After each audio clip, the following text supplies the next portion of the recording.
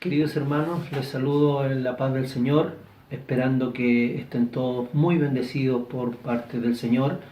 Y en esta hora me ha tocado tener una lectura de su palabra y quisiera invitarles a que puedan abrir sus Biblias y compartir esta palabra que el Señor nos ha entregado en este día. La encontramos en el libro de Salmos, un salmo muy conocido en realidad, es el Salmo 103, y en el nombre del Señor dice así: Bendice, oh alma mía, a Jehová, y bendiga todo mi ser su santo nombre. Bendice, alma mía, a Jehová, y no olvides ninguno de sus beneficios. Él es quien perdona todas tus iniquidades, el que sana todas tus dolencias. Él es quien rescata del hoyo tu vida, el que te corona de favores y misericordia, el que sacia de bien tu boca, de modo que te rejuvenezcas como el águila. Jehová es el que hace justicia y derecho a todos los que padecen violencia.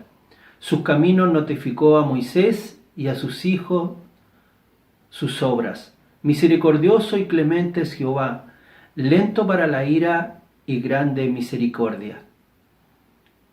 Amén. Que el Señor bendiga su palabra en nuestras vidas. Tenemos un Dios soberano, hermanos, que nos acompaña aún en los momentos difíciles. Aún en los momentos que estamos angustiados, Él está con nosotros. Él es el que sacia nuestra boca. Él es el que perdona nuestras iniquidades. Él es el que nos sana de toda enfermedad. A Él en esta hora sea la honra y la gloria. Vamos a orar al Señor y le vamos a dar gracias por ser nuestro Dios. Les invito a orar. Padre nuestro que estás en el cielo, Señor, en esta hora le alabamos y le honramos, Señor. Exaltamos su nombre y reconocemos todo su señorío sobre nuestras vidas. Gracias, Padre, por ser nuestro Dios, por ser soberano y porque su voluntad es perfecta en nuestras vidas. Ahora, Padre Celestial, te quiero pedir que bendigas a mis hermanos de nuestra iglesia local, como también a los hermanos de la iglesia de Santiago. Bendice, Padre Celestial, a nuestros pastores, a nuestras familias, y quédate en medio nuestro. Por favor, te lo pedimos y te damos gracias en el nombre de Cristo Jesús, nuestro Salvador. Amén. Que el Señor les bendiga, hermanos queridos.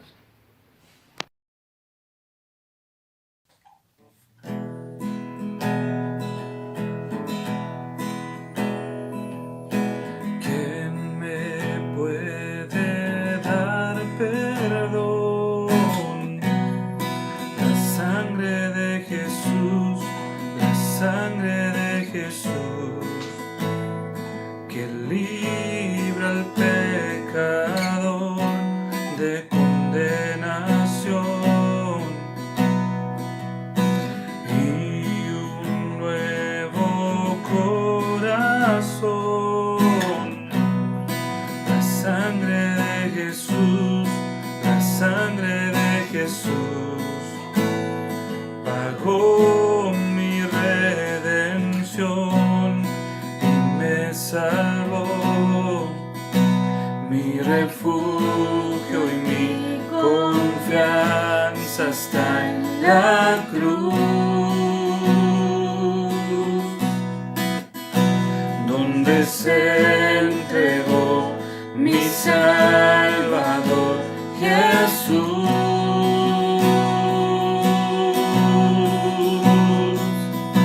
Gloria, aleluya, por la sangre derramada en la cruz, gracia y perdón hoy tengo a mi favor. Gloria, gloria, aleluya.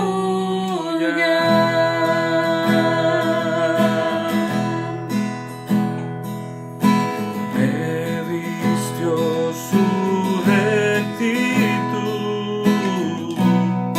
la sangre de Jesús, la sangre de Jesús.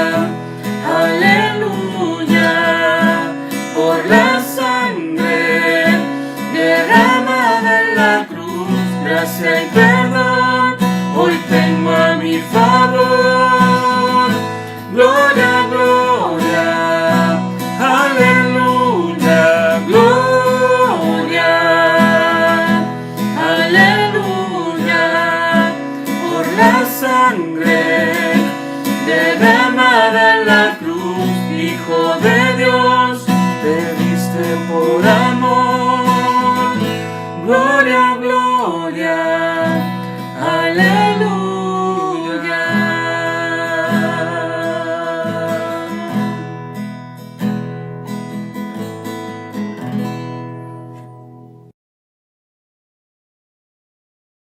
Vamos a disponernos a adentrarnos en las verdades eternas contenidas en torno a la persona de Cristo en la epístola a los Colosenses. Y es necesario que vayamos a esto, que nos demos un tiempo estudiando esta palabra, porque sin duda hoy nosotros necesitamos poner nuestra mirada en algo firme, tener nuestras vidas consolidadas en algo eterno, de que estemos mirando más la eternidad que lo temporal. Hoy que todo se ha vuelto tan inseguro, tan incierto, necesitamos con urgencia volver al fundamento que nunca se moverá, a la persona de Jesucristo, nuestro Dios hecho hombre, manifestado entre nosotros y en el cual nuestra vida puede completamente descansar. Les invito a que puedan abrir sus Biblias, por favor, en Colosenses capítulo 1 y vamos a leer los primeros 2 versículos de esta epístola. Vamos a pedir al Señor que a través de esa palabra Él nos defina, porque sin duda podemos ser definidos por Cristo y veremos cuánta verdad hay en un saludo. Le invito a que vayamos a las Escrituras, leamos Colosenses capítulo 1, versos 1 y 2, y dice así la palabra del Señor. Pablo, apóstol de Jesucristo por la voluntad de Dios, y el hermano Timoteo, a los santos y fieles hermanos en Cristo que están en Colosas, gracia y paz sean a vosotros de nuestro Dios Padre y del Señor Jesucristo. Tengamos un momento de oración. Amado Padre, a esta hora venimos ante tu presencia en los méritos de Jesús y agradecemos este instante en el cual tú nos permites acercarnos a la palabra y en ella, Señor, ser edificados. Abre nuestro entendimiento, Señor, despiértanos, que tu Espíritu, Señor, nos mueva a la obediencia, nos mueva, Señor, a la disposición total de ser gobernados y dirigidos por tu verdad.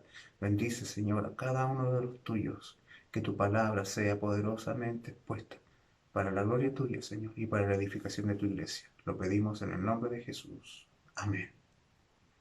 Hoy, a contar de este domingo, iniciamos una nueva serie de sermones basados en la epístola del apóstol Pablo a los Colosenses. Y es un reto importante el poder recorrer los textos que aquí están contenidos. Cada verso de esta carta tiene mucho que decir a la iglesia en la actualidad. Hacer un recorrido por este libro nos ayudará a que la iglesia pueda hoy mantenerse firme con su identidad definida en torno a las verdades de Cristo en medio de un tiempo muy parecido en el cual Pablo escribió. Era un tiempo de mucha idolatría, inmoralidad, un tiempo de crisis económica, un tiempo de crisis social, en medio de incertidumbre, en medio de falsedad, de falsas doctrinas, donde el Evangelio estaba siendo atacado y donde además estaba a punto de ocurrir una de las persecuciones más feroces que vivió la iglesia, la primera persecución imperial ya dirigida directamente por el emperador, por la autoridad política global de aquel tiempo en contra de los cristianos. Entonces, en esas circunstancias muy parecidas a las de hoy, nosotros podemos ver de que nuestra necesidad es mantenernos fieles al Evangelio con una conciencia clara acerca de quién es Cristo, porque solo la verdad nos define, solo la verdad es lo que permanecerá, solo la verdad nos hace libres y Cristo es la verdad. La carta a los Colosenses fue escrita por el apóstol Pablo entre los años 61 al 62 después de Cristo. Es una carta escrita desde la prisión en Roma y va dirigida a una comunidad de creyentes situados en el Asia Menor, en la ciudad de Colosas, en lo que nosotros conocemos hoy como la nación o el país de Turquía. En aquel tiempo era la provincia romana de Frigia. Allí estaba ubicada esta ciudad a unos 160 kilómetros de la ciudad de Éfeso y formaba una especie de conglomerado de ciudades junto a la Odisea y a Hierápolis. Fue una ciudad que sin duda pudo haber sido influenciada por el apóstol Pablo en su tercer viaje misionero, dado de que Pablo, al estar en Éfeso, muchos hermanos de diferentes lugares del Asia Menor llegaron allí a la academia de educación teológica que Pablo puso en la casa de Tirano y donde estuvo por 3 años enseñando el Evangelio. Y desde allí, sin duda, surgieron los líderes que luego fundaron la iglesia allá en Colosas. Esta ciudad estaba ubicada a la orilla de un río, el río Lico, y era una ciudad que en los tiempos antiguos, en los tiempos de los persas, fue una ciudad muy importante, muy próspera, porque estaba ubicada allí en una encrucijada de rutas comerciales. Se hizo muy rica dado el negocio del teñido de telas porque se daba justamente allí en ese río una especie de mineral que teñía las telas de ciertos colores que eran luego muy preciosas en el mercado. Pero también al ser una encrucijada de camino, de intercambio constante, también se volvió una ruta donde convergían todo tipo de influencias y de filosofías, de religiones, y en final toda tendencia de aquella época, de alguna u otra manera, también impactaba las mentes de los habitantes de Colosas. Y aunque en el tiempo de Pablo esta ciudad ya había caído en desgracia, producto de que ya se había instalado como el corazón comercial de aquella zona en la ciudad de la Odisea, y esto había afectado económicamente muy fuerte a la población de Colosas, y la ciudad había caído en un estado de pobreza. La ciudad ya no era tan importante como antes, muchos habían emigrado por causa de la pobreza, pero también, independiente a la cantidad de gente que salía, las influencias filosóficas se mantenían sobre la gente de aquel lugar, dado de que siempre donde hay una amplia apertura cultural, siempre el paganismo encontrará un espacio. Allí había una congregación, sin duda a lo mejor no muy grande, fundada por un hombre llamado Epafras, que tiene que haber sido uno de aquellos que escuchó la palabra del Evangelio, el mensaje del Evangelio de los labios de Pablo en la ciudad de Éfeso. Él se convirtió luego en un diligente pastor de esa comunidad, sin duda él instaló una iglesia en su casa, y Pablo reconoce el ministerio de este varón cuando en el en el versículo 7 de este mismo capítulo, él les dice a los hermanos, como habéis aprendido de Epafras, nuestro consiervo amado, quien es un fiel ministro de Cristo para vosotros. Pablo reconoce al pastor de Colosas como un fiel ministro de Cristo. Y aunque el apóstol Pablo no había estado nunca personalmente en medio de esa congregación, y él no había sido el fundador directo de esa iglesia, pudiésemos decirle que él viene a ser como una especie de abuelo de la congregación, porque fue su predicación la que permitió que Epafras conociera a Cristo y luego él fundara la iglesia, pero Pablo nunca había estado allí. No conocía a los hermanos personalmente, pero aún así sentía un fuerte vínculo con ellos, un estrecho vínculo con ellos. Por eso, cuando él recibe un informe acerca de la situación que está viviendo la iglesia, allá en Roma, en la cárcel, es visitado por Epafras, y él le entrega un informe donde describe ciertos peligros que están rondando la iglesia. Pablo se siente inspirado, se siente es la responsabilidad de escribirle a estos hermanos para advertirles y enseñarles las verdades necesarias para poder contrarrestar la herejía que estaba ya infectando la iglesia y que sin duda luego abarcó mucho espacio dentro de las congregaciones del primer siglo. Y esta herejía peligrosa, de la cual quizás no tenemos información directa, pero sí podemos inferir acerca de aquello, dado el mismo recorrido que vamos a hacer por la epístola, podemos luego identificar cuáles eran las falsas enseñanzas que estaban afectando a la congregación. Y uno puede acá revisar los textos y sin duda el peligro que está rondando la iglesia. El problema que está viviendo la iglesia es aquella herejía conocida como el gnosticismo. ¿Qué era el gnosticismo? El gnosticismo es una especie de sincretismo religioso. ¿Qué es sincretismo? Sincretismo es una mezcla de religiones, de ideas religiosas que naturalmente no tendrían relación entre sí, pero que son mezcladas para formar una nueva corriente de pensamiento. Y lo que está afectando a la iglesia en Colosas era una mezcla entre una especie de legalismo judío con filosofía griega más misticismo pagano. Y todo ello redundaba en un punto de ataque en común. Toda esta mezcla redundaba en ideas que denigraban la imagen de Jesucristo, que rebajaban la obra de Cristo y que atacaban la persona del Señor y que en cierta forma enseñaban de que la salvación ya no dependía absolutamente de Cristo, sino que era Cristo, más la observancia de algunos ritos, más la adquisición de algún conocimiento místico, misterioso, más la privación de ciertas cosas en la vida. En fin, esta herejía conocida como gnosticismo era lo que estaba socavando los fundamentos de la iglesia. Había una secta, de hecho en la ciudad de Colosas existía una colonia judía muy importante, pero entre esos judíos había una secta que nosotros hubiésemos podido pensar al principio de que los fariseos estaban allí. No, la verdad es que habían otros que estaban allí y estos eran los esenios. Sin duda nosotros hemos oído hablar alguna vez de ellos porque fueron aquellos que preservaron o que Dios permitió que preservaran algunos textos manuscritos del Antiguo Testamento que luego sirvieron para poder corroborar las verdades de las Escrituras.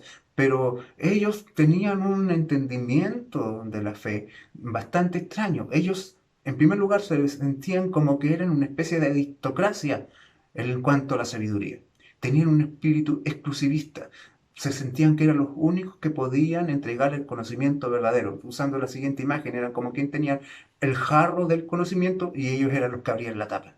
Nadie iba a poder tener el conocimiento completo si no acudían a ellos y sin duda menospreciaban a los apóstoles, menospreciaban a los que predicaban el Evangelio, y Pablo sin duda les dirige a ellos una advertencia muy clara cuando dice en el mismo capítulo 1, verso 28, nosotros anunciamos a Cristo, amonestando a todo hombre y enseñando a todo hombre en toda sabiduría, note usted eso, a fin de presentar perfecto en Cristo Jesús a todo hombre.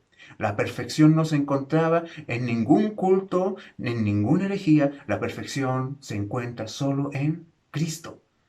Y luego podemos también agregar otro punto. Ellos mantenían principios especulativos acerca de la creación.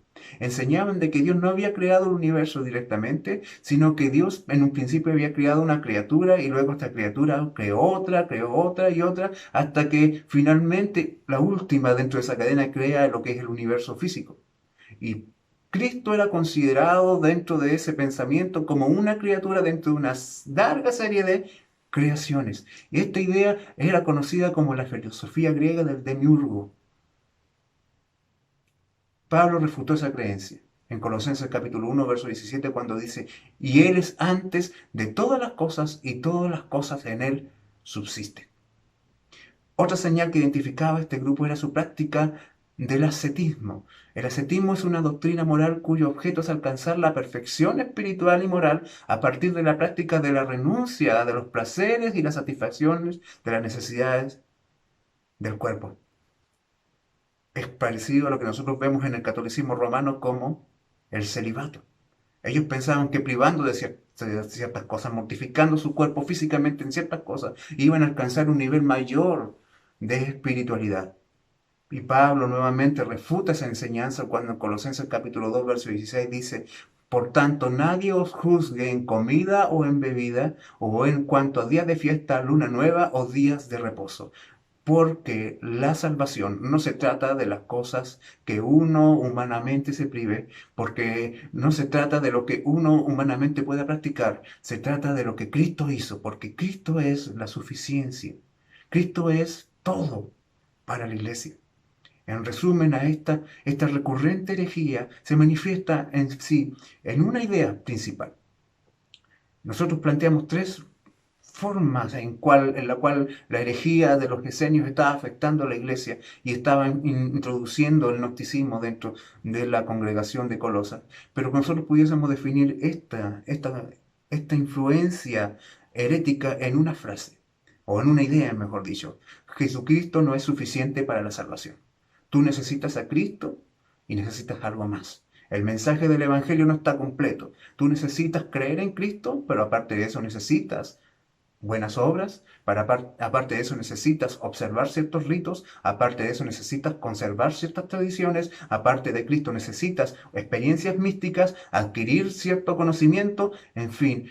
Siempre cuando usted escuche de que Cristo no es suficiente, de que aparte de su obra salvífica necesitamos algo más para completarla, siempre estaremos frente a la misma antigua herejía que atacó a la iglesia. Nunca nosotros podemos mirar a Cristo como insuficiente. Cristo es todo. Cristo es todo. Y todo aquello que diga que se necesita algo más es un ataque directo a la suficiencia de Cristo y a la perfección del Evangelio. A esto tenemos que agregar de que se observaba ya en el ambiente político de la época una persecución que en algún momento se habría de desatar.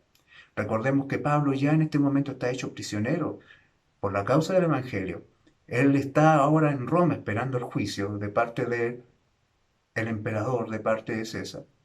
Y en algunos años más, Nerón emprenderá la primera persecución imperial contra los creyentes. De hecho, Pablo, Pedro y muchos hijos de Dios van a morir en esa persecución que va a desatar Nerón. Entonces, en ese ambiente de peligro, Pablo instruye a la iglesia para que los hermanos abracen con fuerza la verdad absoluta que les puede sostener y que les puede defender. ¿Cuál es esta verdad? Esta verdad es: Jesucristo es superior a todo. Jesucristo es suficiente. Jesucristo es el todo en todos. Esta verdad viene a constituir el tema central de la epístola. Viene a constituir el corazón de lo que vamos nosotros a recorrer en las páginas de esta carta que fue escrita por el apóstol Pablo a la iglesia. La supremacía de Cristo sobre todas las cosas. O como bien lo dijo un pastor en una frase que suena como una ecuación matemática, el pastor Tullian Civilian dijo lo siguiente: Jesucristo más nada es igual a todo. No tenemos más necesidad si Cristo es el Señor de nuestras vidas. No necesitamos nada más que agregar a lo que Cristo dijo desde la cruz, que estaba ya consumado. Entonces, con este trasfondo, con este contexto, nosotros podemos ir y examinar los primeros 2 versículos de esta epístola y en ellos encontrar algo que es fundamental en tiempos de crisis, algo que es fundamental de tener claro en tiempos de dificultad. ¿Qué es lo que necesitamos hoy más que nunca? Una sólida base sobre la cual definirnos, saber qué es lo que somos. Si a usted, por ejemplo, le pidiese en alguna reunión, por ejemplo en el trabajo, que se definiera a sí mismo, ¿quién es usted? Yo le aseguro de que va a ser muy difícil responder esa pregunta. Siempre va a ser un lío poder definirnos a nosotros mismos, porque tenemos miedo quizás de parecer presuntuosos, o tenemos miedo también quizás de ser demasiado autocomplacientes o tener demasiada lástima de nosotros mismos. El punto es que nunca va a ser fácil encontrar una respuesta para eso. Pero gracias damos al Señor de que en el Evangelio sí tenemos un punto de referencia sólido, donde no nos podemos equivocar a la hora de definir quiénes somos. Tenemos un punto, una referencia sólida para poder encontrar la definición de nuestras vidas. Y esto es Cristo. Cristo es quien nos define. En Cristo está nuestra identidad y nuestra relación con Él nos da luz acerca de quiénes somos y dónde estamos. Cristo define al cristiano, porque el cristianismo es Cristo, porque en Él habita toda la plenitud de la deidad, porque Dios se hizo visible a través de Jesucristo y todo lo que necesitamos está en Él para saber quiénes somos. El primer apartado de este sermón es definidos por nuestra relación con Dios. Pablo comienza su carta de acuerdo a las convenciones escriturales de aquellos tiempos. Pablo no viene a inventar una nueva moda, simplemente usa lo que en ese tiempo se usaba para poder comunicarse con la iglesia.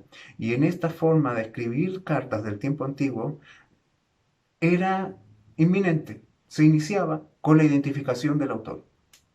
Pablo no tiene que esperar hasta el final para poder mostrar quién es el que está escribiendo la carta. Él comienza identificándose de inmediato. El remitente está al principio de la carta y Pablo lo dice así: Pablo, apóstol de Jesucristo, por la voluntad de Dios. Con esta introducción quedamos obligados a poner atención, a prestar atención a lo que se nos ha de decir, pues quien escribe no solo es Pablo, quien escribe es Pablo, el apóstol de Jesucristo. Y Pablo es un apóstol de Jesucristo por voluntad de Dios. Es un hombre que ha sido enviado por el Cristo resucitado como su portavoz e intérprete. Y está autorizado a ello por la voluntad de Dios. Es decir, sus palabras aquí llevan y están cargadas con la autoridad del Dios vivo, el Dios todopoderoso. Por lo tanto, la carta a los Colosenses es palabra de Dios para nosotros. Es la voz del gran rey, hablando a sus súbditos a través de su heraldo, a través de su siervo, el apóstol Pablo, su enviado. Por lo tanto, es una palabra oportuna, relevante y necesaria, sobre todo porque no ha habido una pregunta más recurrente a través de los tiempos y que los hombres se han hecho y que ha necesitado ser contestada. ¿Y qué es? ¿Quién soy yo? ¿Qué soy yo? ¿Cómo puedo definir mi existencia? Y Pablo da los lineamientos para identificar la identidad cristiana, para trazar la identidad cristiana a través de la relación que el hombre tiene, que el cristiano tiene con Dios y con la iglesia. Pablo se identifica a sí mismo con este nombre, Pablo, que nosotros todos sabemos que no era su nombre original, porque es el nombre que le es dado dentro de la comunión de la iglesia. Una vez que él es convertido, a él se le comienza a llamar en el capítulo 13 del libro de Hechos como Pablo. Él nació como Saulo, pero en Cristo le es dado un nuevo nombre. Y esa ahora es su identidad. Antes de Cristo, él no existía. En Cristo comenzó la vida para este varón. Pablo significa pequeño. Quizás esto último relacionado con la forma en que él siempre se identificaba, como el último de los apóstoles. Pero nunca usó, note usted en esto, su título como algo que le provocara arrogancia, algo sobre lo cual ufanarse y vanagloriarse, sino que él siempre se identificaba como un apóstol al nivel de un siervo, porque el apóstol es en sí un mensajero. Solamente es el portavoz de un mensaje, de un rey que tiene toda la autoridad. Él es un embajador de Jesús en este mundo, pues su apostolado deriva de un llamamiento directo de Jesucristo. Es un representante de Jesucristo, el Salvador ungido. Su nombramiento y autoridad se lo debe directamente al Señor. Él habla las palabras del Señor, por lo tanto no puede encontrar algo que lo defina mejor. ¿Qué puede definir mejor al hombre que su posición en Cristo?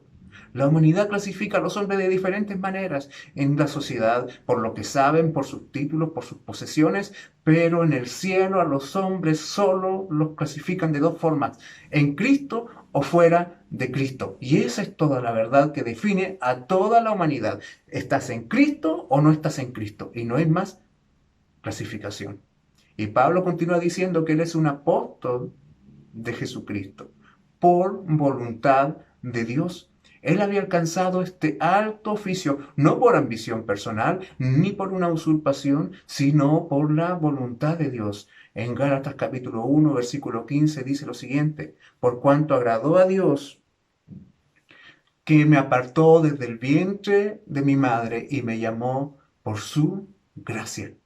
Por lo tanto, lo que nosotros encontramos aquí, una específica singularidad en cuanto a este llamamiento. Él entiende que había un propósito que era antes que él, que era aparte de él, que se originaba en la soberanía de Dios y que era específico para él, dictado por el creador de su vida. Por lo tanto, su vida depende de aquel diseño, del diseño, no de lo que él pueda pensar y querer para sí. No lo gobiernan sus sueños, a él lo gobierna la voluntad de Dios. Si es un apóstol, él entiende de que es por voluntad de Dios. Si hubiese sido un esclavo, él también hubiera entendido que es por voluntad de Dios. Pero, hermanos, lo que nosotros entendemos acá es que este hombre entiende toda su vida, entiende toda su existencia y toda su razón de ser en virtud de aquel trazado que el Dios soberano ya hizo sobre su vida. Él fue apartado y capacitado por este oficio, por una obra soberana de Dios. Él, al igual que Timoteo, están donde Dios quiso ponerlos. Timoteo está acompañando a Pablo en esta situación allá en Roma, y era conocido por los hermanos de Frigia, ya que siempre acompañó a Pablo desde su segundo viaje misionero. Y Pablo dice que él está unido a Timoteo, a quien él llama como hermano. y el hermano Timoteo. Y esto, hermanos, se está hablando de un vínculo maravilloso. Cuando se habla de hermano en el griego, se define como adelfos. Y adelfos significa nacidos de la misma cuna, hijos de una misma madre, por decirlo de una manera. Ambos tienen un mismo origen. Y ese origen para Pablo es la voluntad soberana de Dios que quiso trazar para ellos un destino unido a las glorias del Evangelio, unido a los sufrimientos del Evangelio, unido a los quebrantamientos que provee el Evangelio, pero según la voluntad de Dios. Allí está Pablo, definiendo lo que él era, entendiendo lo que él era.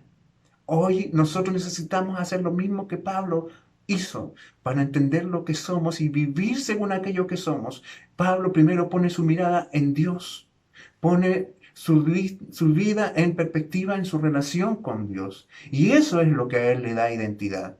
Y así lo dijo en 1 Corintios capítulo 15, versículo 10. Por la gracia de Dios soy lo que soy y su gracia no ha sido en vano conmigo. Mi vocación, mi dirección, el trazado de mi camino fue dado por Dios y eso es lo que a mí me define. Pablo, apóstol de Jesucristo por la voluntad de Dios, es una declaración gloriosa de una identidad definida por Cristo.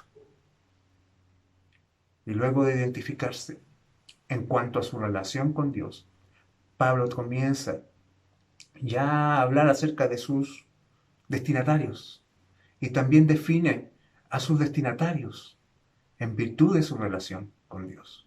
Entonces es importante que nosotros consideremos esto porque sin duda podemos saber quiénes somos si tenemos claro nuestra relación con Dios y nuestra relación con la iglesia de Dios.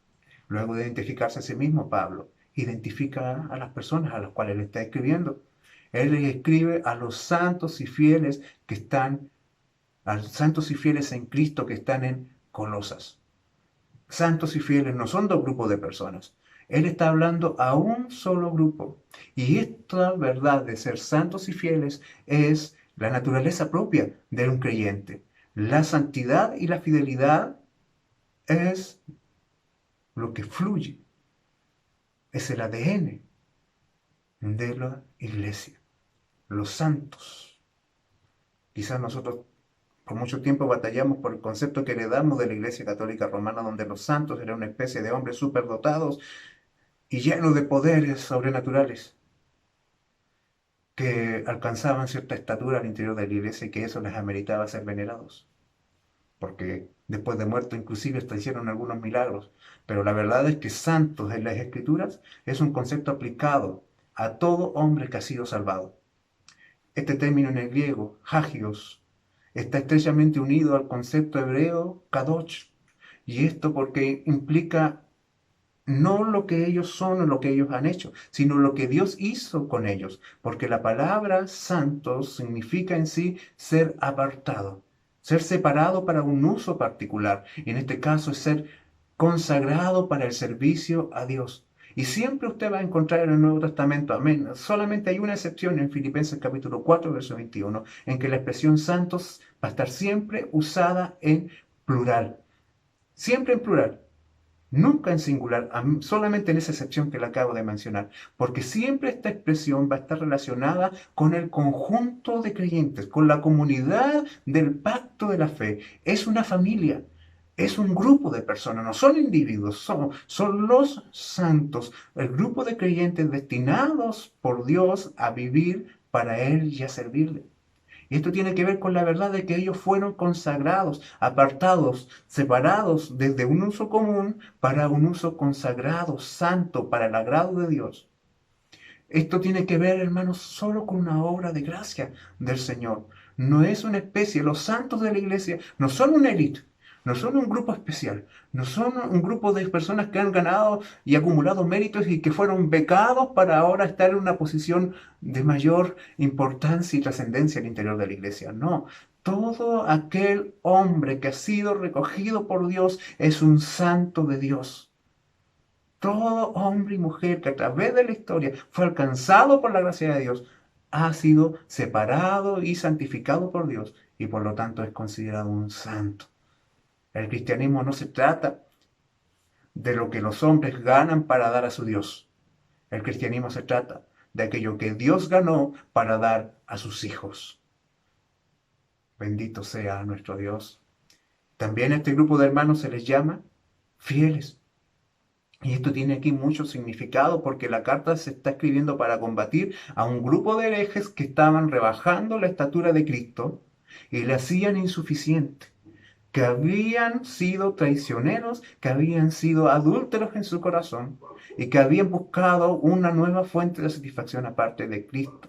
Por eso esta iglesia se destacaba, porque se mantenía fiel a la verdad que no cambia. Y esa verdad le estaba implicando peligros y riesgos hacia sus vidas. Ellos estaban sufriendo, estaban defendiendo, estaban batallando por defender la verdad de que Cristo es suficiente, de que no había nadie más que Jesucristo y su total confianza estaba puesta allí en el Señor y de ahí no se movían y que el costo se pague.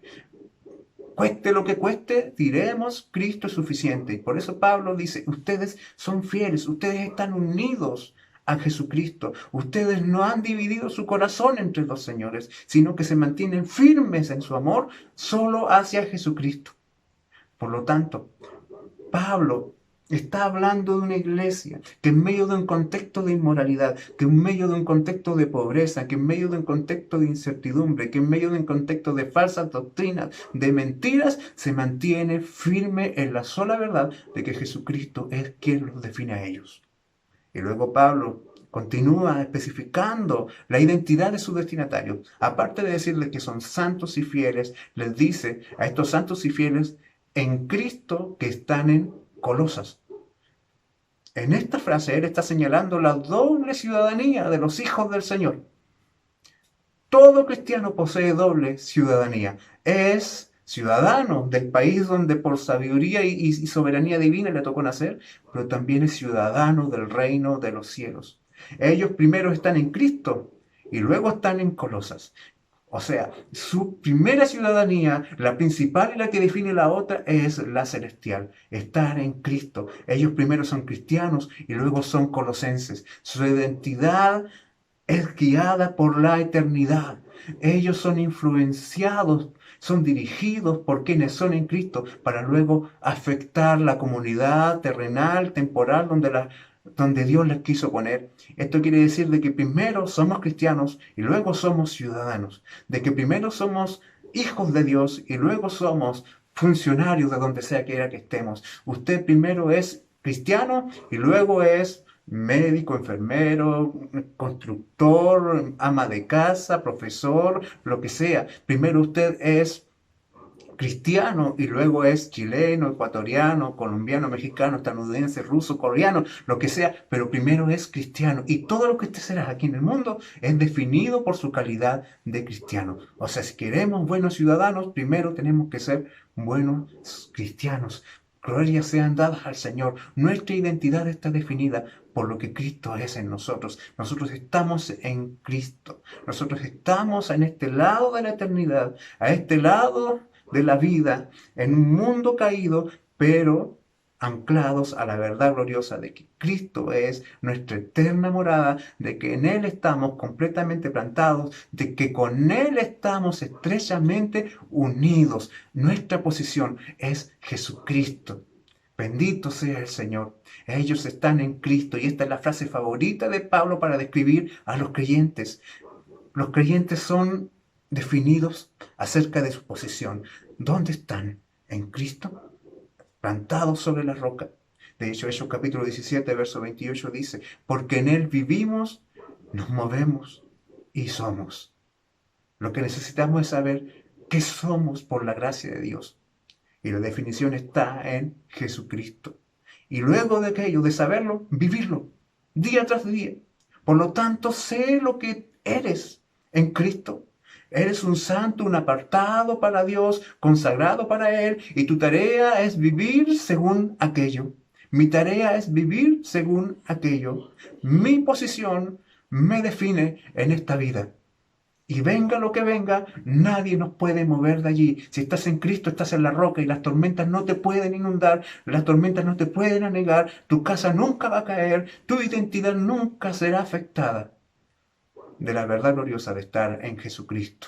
la roca eterna, nuestro glorioso Salvador, nuestro suficiente Señor. Bendito sea su nombre por siempre. Somos definidos en base a nuestra relación con Dios, a nuestra posición como iglesia, y también somos definidos por el triunfo de Cristo.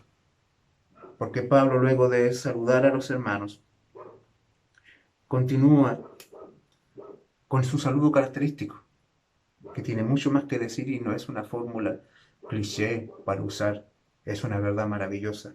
Dice: gracia y paz sean a vosotros de nuestro Dios Padre y del Señor Jesucristo. ¿Qué quiere decir Pablo con esto? ¿Por qué Pablo usa siempre este saludo? Normalmente lo vamos a encontrar en todos sus saludos, en todas sus epístolas. Pablo, luego de identificar a sus destinatarios, entrega su saludo característico. Y como lo decía, no son palabras, simplemente palabras corteses y de buena crianza, porque estas palabras contenían una verdad maravillosa. Siempre las cartas, en el tiempo de los griegos, después de los saludos, después de las identificaciones, venían los saludos.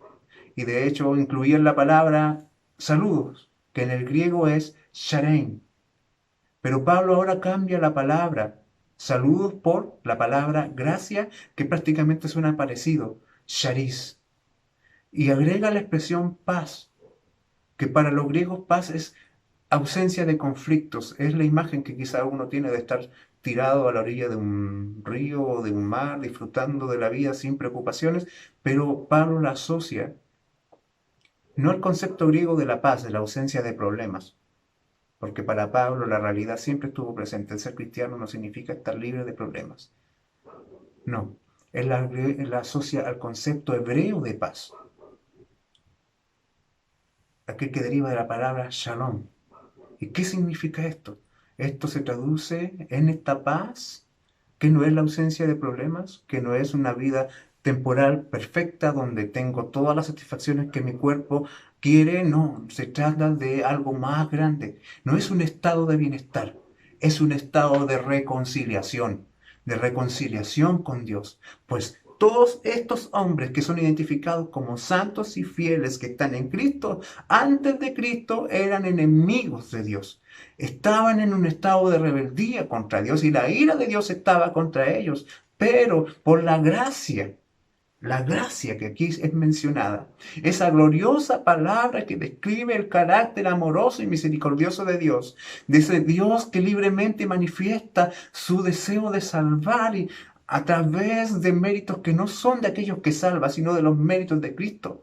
Esos hombres, antes de esa gracia, eran enemigos de Dios, estaban en contra de Dios y su destino era la condenación eterna. Pero por la gracia de Dios, ahora ellos están en Cristo, ahora ellos están justificados delante de Dios, ahora ya no hay deuda, ya no hay causa entre Dios y ellos, porque por la gracia, aquella sublime gracia, aquella infinita gracia, aquella manifestación de la misericordia de Dios, bondadosa, generosa, amorosa, perdonadora, lenta para la ira y grande en misericordia y compasión, y que es la única esperanza para la humanidad caída, esta gracia que nace de la soberanía de Dios nuestro Padre, y es concretada en el Señor Jesucristo, quien fue entregado, molido y aplastado por nuestras rebeliones, por nuestros pecados, para que la deuda con Dios fuera cancelada.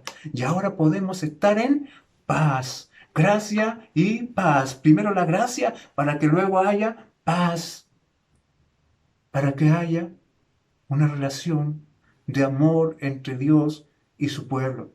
Por su gracia ahora tenemos paz, y una paz que sobrepasa todo entendimiento.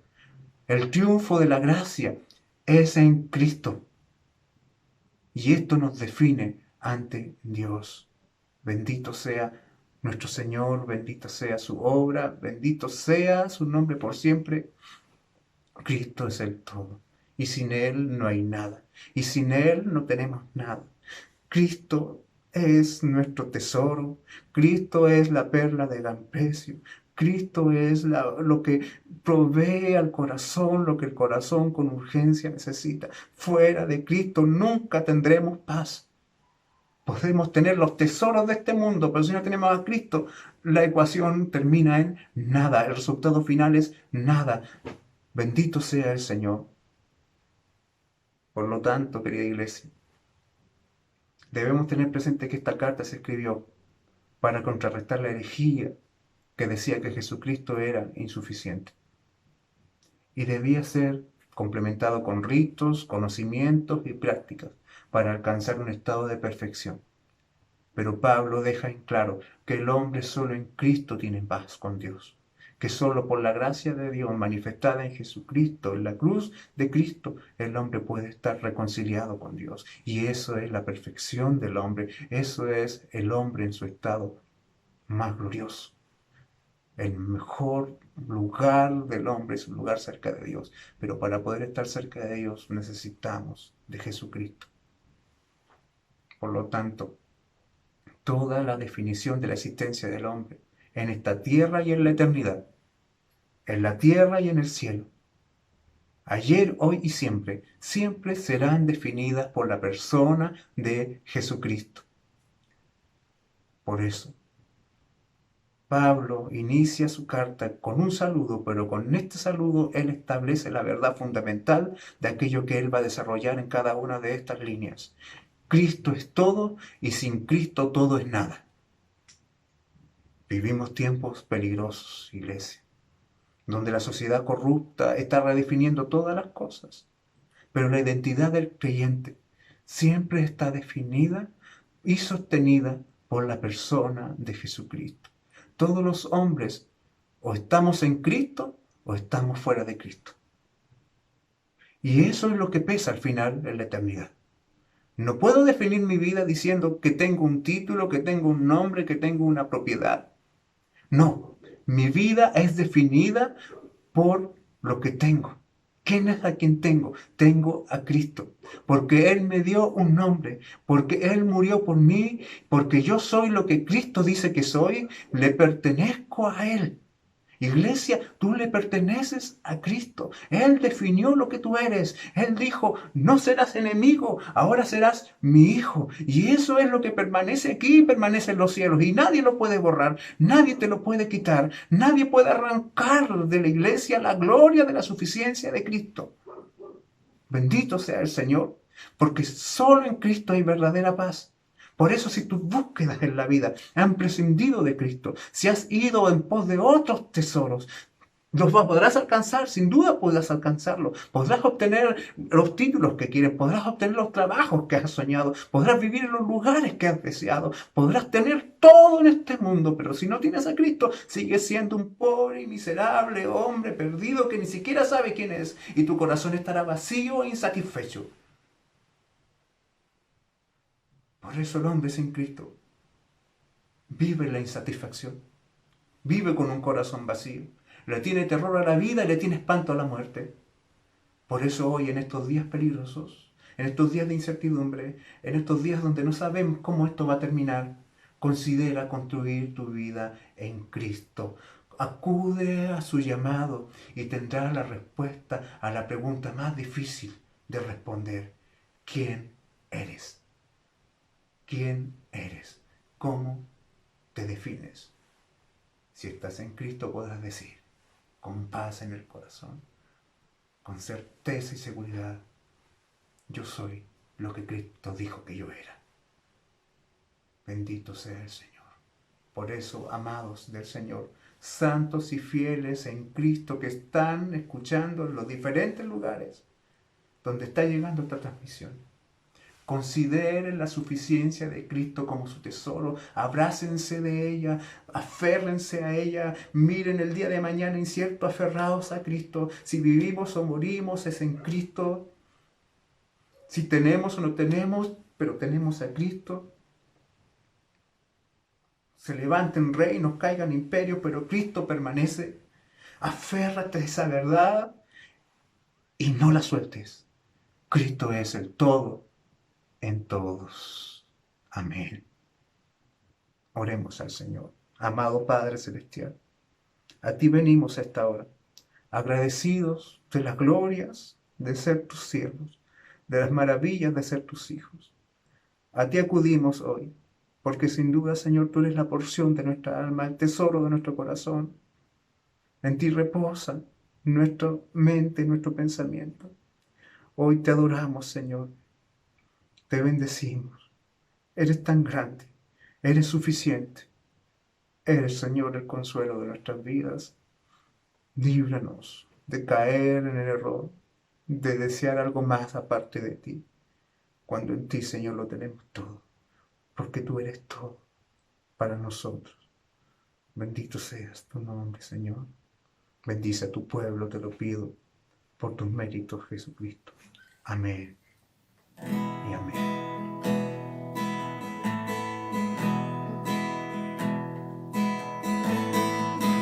Mi esperanza está en Jesús, en su justicia y en la cruz. De nadie más dependeré, solo en su nombre confiaré.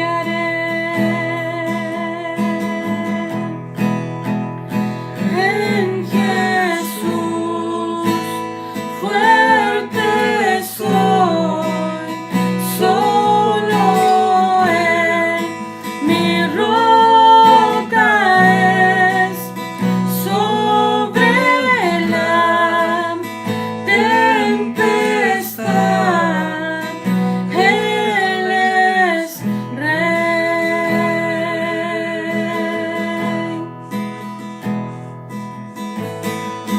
Cuando no puedo ver su faz,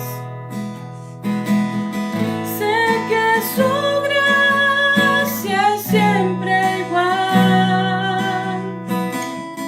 A la tormenta venceré, mi ancla firme está en Él. Mi ancla firme está en Él. En Jesús fuerte soy, solo Él mi roca es, sobre la tempestad Él es Rey.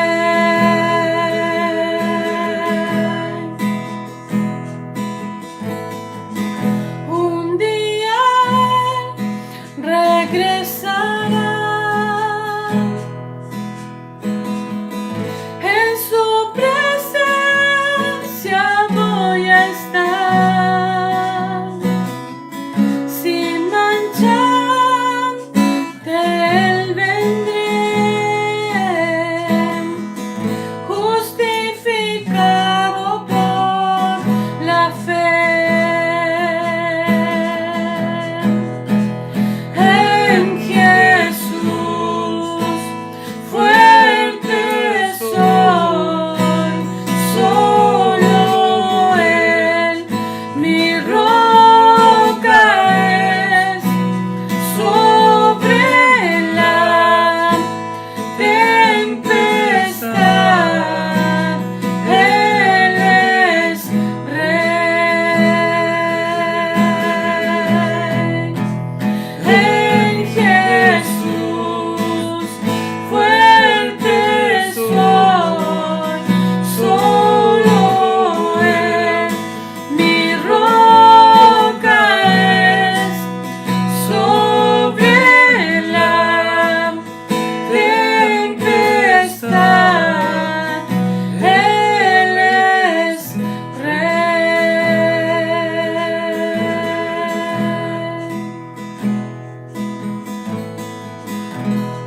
Amada Iglesia, confío que esta palabra y este tiempo en adoración haya sido de bendición y de alimento para sus vidas. Les animo a mantenerse firmes en el Evangelio, a buscar todos los días de la palabra del Señor, a aprovechar los trabajos y esfuerzos que tanto el pastor Juan Carlos como yo estamos tratando de hacerles llegar hasta sus hogares, porque eso es para el bien de sus almas, es para el bien de sus corazones, para que sus espíritus sean fortalecidos en la palabra del Señor, que es la mejor forma de sobrellevar este tiempo de dificultad. Vendrá el día en que nos podremos volver a reunir, en que podremos volver a entrar a la casa del Señor y allí a celebrar la gloria de estar unidos a Cristo y unidos los unos a los otros. Que la paz del Señor sea contigo, que esa gracia abundante te siga sosteniendo, que junto a tu familia este sea un tiempo de avivamiento, de despertar, de redescubrir las verdades y la gloria del Evangelio, y que puedas experimentar la gloria de la compañía del Señor en medio de estos tiempos de tanta dificultad. Dios te bendiga, la paz de Dios te sostenga, el Señor esté guardándote. Dios sea con cada uno de ustedes.